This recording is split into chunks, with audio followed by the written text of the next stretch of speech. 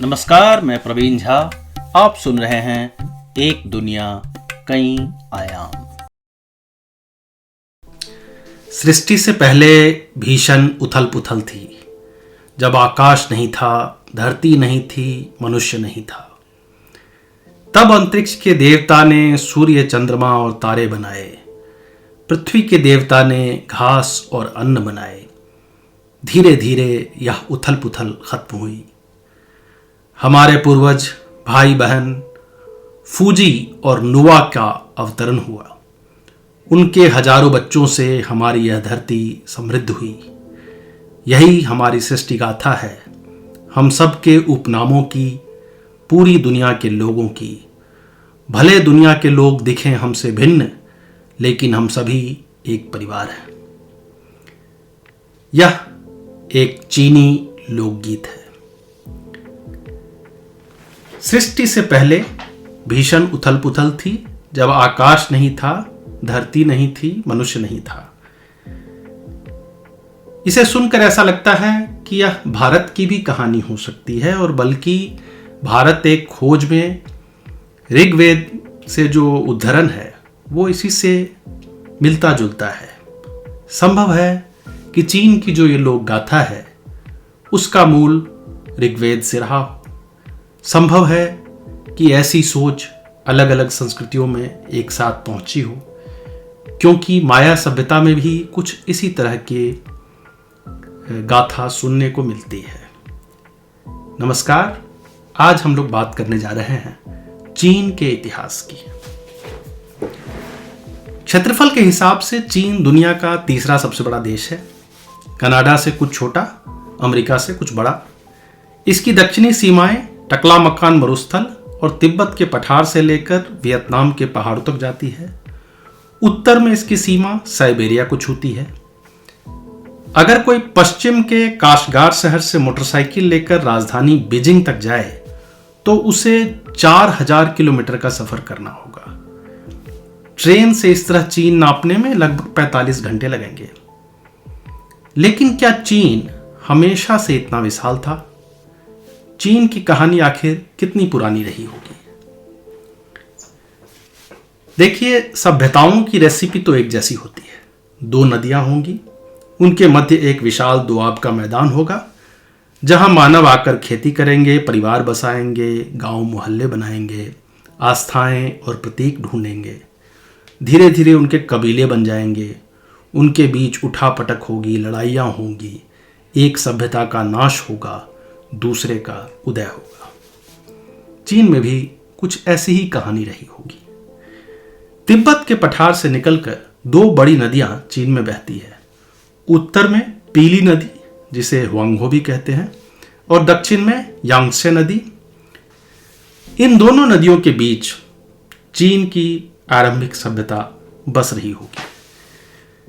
8000 ईसा पूर्व इसी दोआब में, जो हुआंगहो और यांगत्से के बीच में है, वहां धान की खेती के साक्ष्य मिले हैं।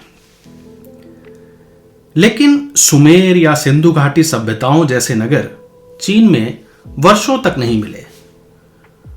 कुछ ही वर्ष पहले 2013-14 में चीन की दीवार के पास एक 2300 ईसा पूर्व का नगर मिला, शिमाओ।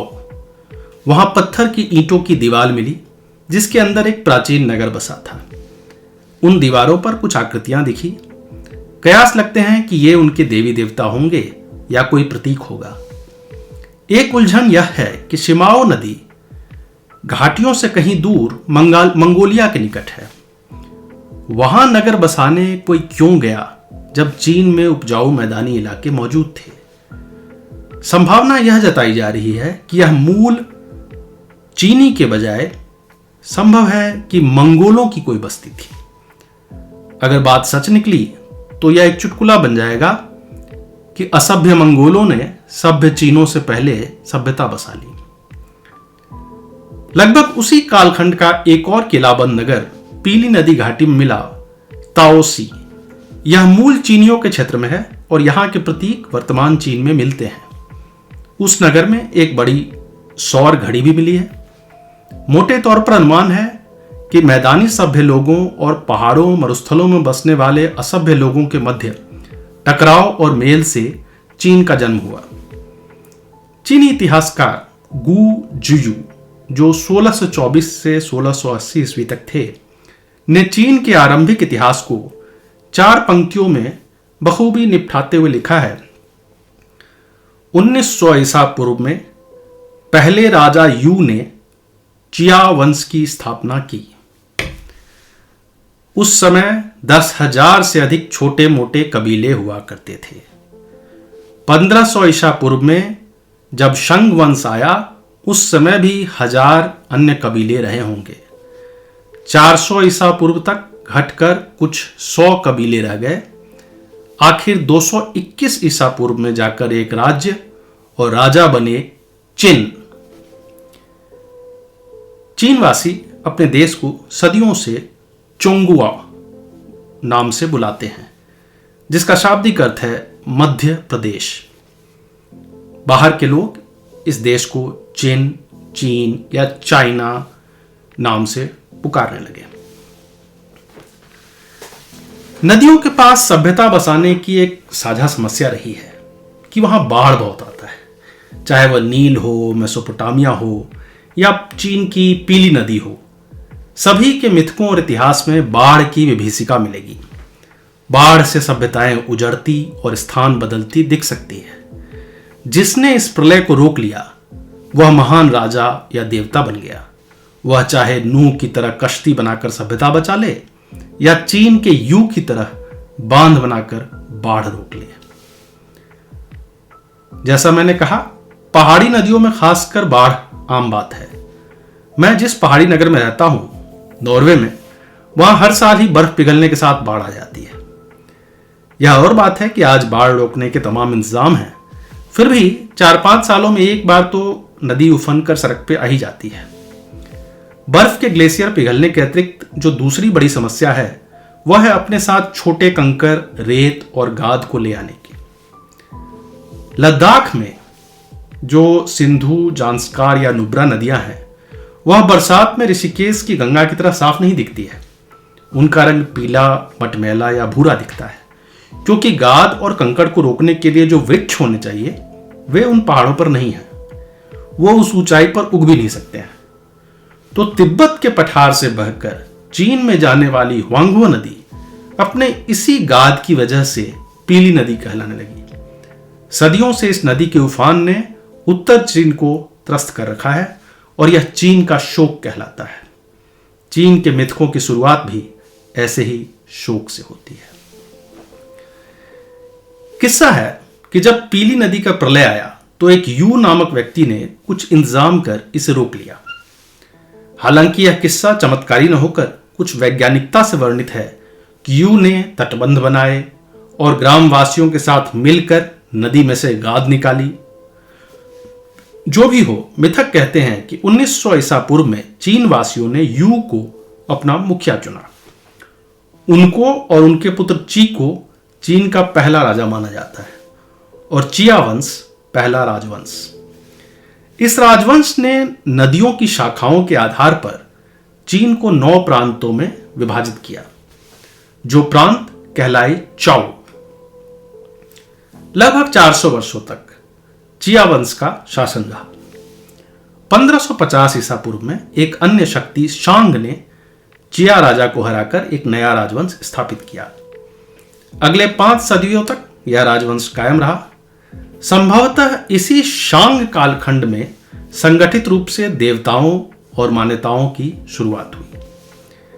चीनी मिथकों के अनुसार एक देवराज शांगीता थे जो देवताओं की सभा लगाते थे। वहीं से ड्रैगन प्रतीक भी शुरू होते हैं, जब उनके ड्रैगन देव यिंगलोंग वर्षा लाते थे। अग्नि के देवता को फूजी कहते थे और वही चीन के पहले पुरुष माने जाते हैं। नुवा पीली नदी की देवी थी और वह पहली स्त्री कही जाती है। तो फिर से कह दूं, फूजी पहले पुरुष, नुवा पहली स्त्री। जैसे आदम और हवा बाकी जगह होता है, वैसे ही फूजी और नुवा। और चीन में एक मायावी वानर देव की भी कथा है जिनका नाम है वुकोंग। उन्हें असुरों का नाश करने के लिए पाताल भेजा गया था और वह चिरंजीवी बने थे। मिथक है कि वह वुकोंग पवन की गति से उड़ सकते थे और पहाड़ अपने कंधे पर उठा सकते थे। तो आप देख रहे हैं कि जैसे एक देवता है जो बरसात लाता है, एक देवता है जो वानर है और पवन की गति से उड़ सकता है, तो कई अन्य देवी देवताओं की चर्चा है जिससे अन्य सभ्यताओं, भारत की सभ्यता में भी समानता दिखती है। उनके कारणों की समीक्षा मैं आगे करूंगा जब बौद्ध आदान प्रदान की बात होगी। चीनी विश्वासों में पूर्वज देवतुल्य होते थे और ऐसी मान्यता थी कि मृत्यु के बाद अगर पूर्वज खुश नहीं रहे तो उनकी आत्मा हानि कर सकती है। उन्हें प्रसन्न करने के लिए वे बलि प्रदान भी किया करते थे। कुछ प्रथाएं आज भी कायम है, जैसे कब्रों की सफाई करना ताकि मृत्यु के बाद आत्मा शांत रहे। मैं कुछ महीनों पहले एक उत्तरी चीनी गांव का दृश्य देख रहा था जहां पूर्वजों की आत्मा शांति के लिए पूजा की जा रही थी। उसमें कुछ फल रखे थे, केले पर अगरबत्ती खोस रखी थी और एक थाल में सूअर का सर रखा गया था। ऐसा वर्णित है कि शांग वंश ने समाज को आस्थाओं के माध्यम से संगठित कर लिया था और यह मान्यता बन गई थी कि राजा स्वर्ग और पृथ्वी के मध्य एक दूत है। राजा को खुश रखकर ही स्वर्ग की प्राप्ति हो सकती है। किंतु इस शांग वंश के राजा धीरे धीरे दंभी और अत्याचारी होते गए। मिथक कहते हैं कि 1059 ईसा पूर्व में एक रात्रि 5 ग्रह एक सीधी रेखा में आ गए, जिसे एक आकाशवाणी मानी गई। एक सामंत ने शांग राजा पर चढ़ाई कर उनकी हत्या कर दी और इसके साथ ही चाउ वंश का राज आया। चीन की आस्थाएं धीरे धीरे आडंबरी हो रही थी, नैतिकता गिर रही थी, कबीले आपस में लड़ रहे थे, मंगोलिया के स्टेपी मैदानों के खानाबदोशी आकर लूट रहे थे। चीन को आवश्यकता थी एक नैतिक जमीन की, एक मार्गदर्शक की। कुछ सदियां बीतने के बाद एक कोंग फूजी नामक व्यक्ति आए जिनका नाम हम लोग जानते हैं, कन्फ्यूशियस। कन्फ्यूशियस के पहले जीवनीकार सीमा चियांग, जो 145 से 91 ईसा पूर्व थे, उन्होंने लिखा है, दुनिया में कई राजा, कई राजकुमार हुए जिन्हें हम भूल गए, मगर इस आम आदमी को हम आज भी याद करते हैं और आने वाली कई पीढ़ियां याद करेंगी। उन्होंने हम पर भले राज नहीं किया, लेकिन उन महान संत ने हमें राह दिखाई। अगर कोई एक व्यक्ति और उसकी शिक्षा 2500 वर्षों से अधिक तक चीनी जनमानस में कायम है तो यह साधारण बात नहीं है। कई राजवंश आए गए, गणतंत्र आया, साम्यवाद आया, मगर आज भी चीन के स्कूली पाठ्यक्रम में कन्फ्यूशियस मौजूद हैं। टीवी पर नित्य कार्यक्रम आते हैं। कई गांवों में सुबह सुबह डिजीगुई बजाई जाती है जो कन्फ्यूशियस की शिक्षा का सरल रूप है। बीजिंग के निकट एक गुरुकुल है जहां बच्चे कन्फ्यूशियस के संकलनों का रट्टा मारते हैं। कन्फ्यूशियस का संपूर्ण कुलवृक्ष संजो कर रखा गया है और उनके 20 लाख से अधिक वंशज कोंग उपनाम रखते हैं। उन पर बचपन से नैतिकता का दबाव होता है क्योंकि वो कन्फ्यूशियस के वंशज हैं। अगर वे अपराधी निकल गए तो उन्हें कन्फ्यूशियस जंगल के पारिवारिक कब्रगाह में दफनाने की इजाजत नहीं मिलती। वे हर वर्ष आकर अपने पूर्वजों के कब्रगाह की सफाई करते हैं। उनमें से कुछ वंशजों को सरकार के कर में छूट और सेना सेवा से मुक्ति भी दी जाती है। अपनी 80वीं पीढ़ी के साथ यह दुनिया का सबसे बड़ा संरक्षित कुलवृक्ष है। आप सोचेंगे कि भला ऐसा क्या था कन्फ्यूशियस में। वह न तो किसी धार्मिक पंथ के संस्थापक थे, न कोई क्रांतिकारी विचार के व्यक्ति थे। अगर उन्हें पढ़ा जाए तो पहली नजर में वे एक दकियानूसी रूढ़िवादी किस्म के व्यक्ति लगते हैं। ऐसा व्यक्ति जो आगे बढ़ने की बजाय दुनिया को पीछे ले जा रहा है, जो ईसा से 5 सदी पूर्व भी यह कहे कि पुराने विचारों की ओर लौटो।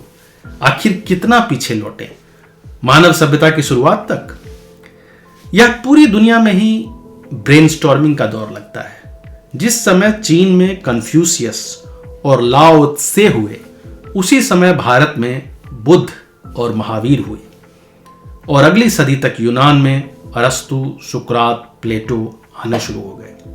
जैसे दुनिया सोचने को विवश हो रही हो, कोई मार्गदर्शक ढूंढ रही हो, एक बौद्धिक मंथन और चिंतन का दौर जिसने कोई त्वरित बदलाव भले नहीं किया, लेकिन उसकी लहरें सदियों तक महसूस होती रही। चीन में यह दौर बसंत और पतझड़ काल, स्प्रिंग एंड ऑटम पीरियड कहलाता है, जो चाउ राजवंश के पतन के बाद 8 सदी ईसा पूर्व से शुरू हुआ। चीन दर्जनों छोटे बड़े राज्यों में बट गया था जो आपस में लड़ते रहते थे। उनमें कुछ राज्यों की पॉलिसी थी, बसंत में आक्रमण करो, पतझड़ में रक्षा करो, attack in spring, defend in autumn, यानी बसंत हो या पतझड़, लड़ाई तो चलती रहेगी। ऐसे समय में एक शी परिवार में कन्फ्यूशियस का जन्म हुआ।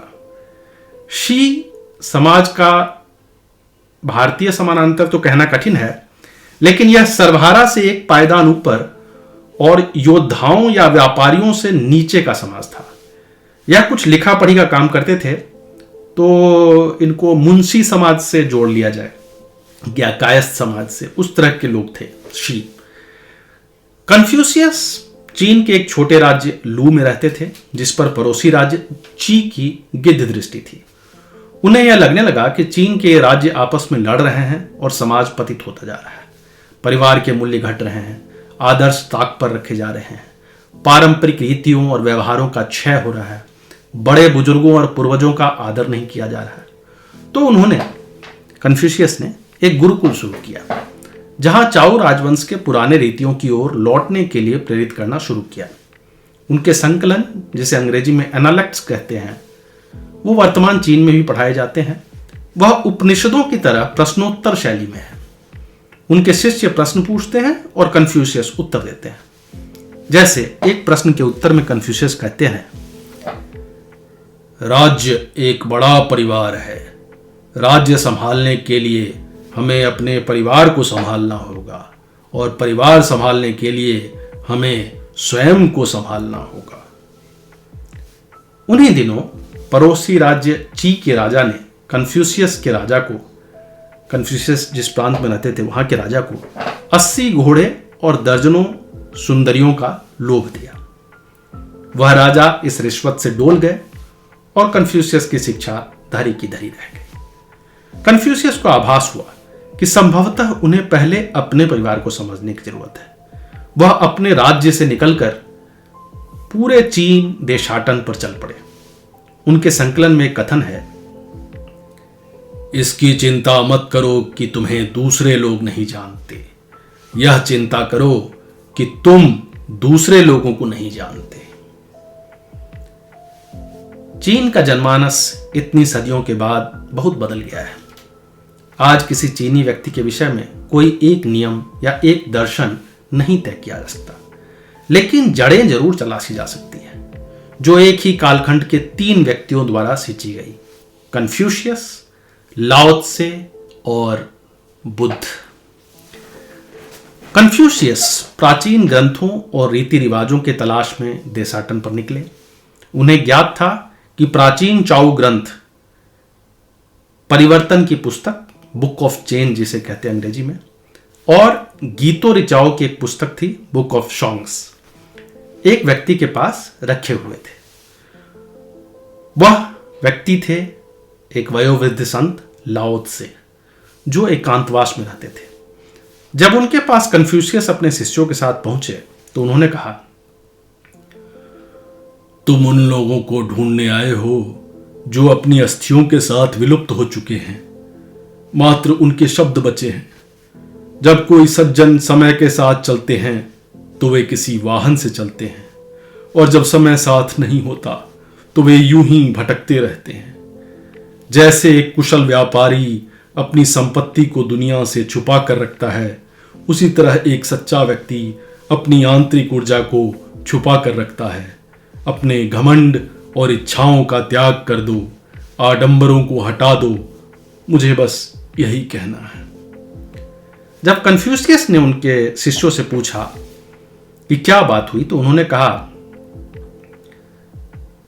चिड़िया उड़ती है जिसे तीर से मारा जा सकता है, मछली तैरती है जिसे जाल में फंसाया जा सकता है, पशु दौड़ते हैं जिनका शिकार किया जा सकता है, किंतु लाओ त्से स्वर्ग में विचरण करते उस ड्रैगन की तरह हैं जो मेरी पहुंच से बाहर है।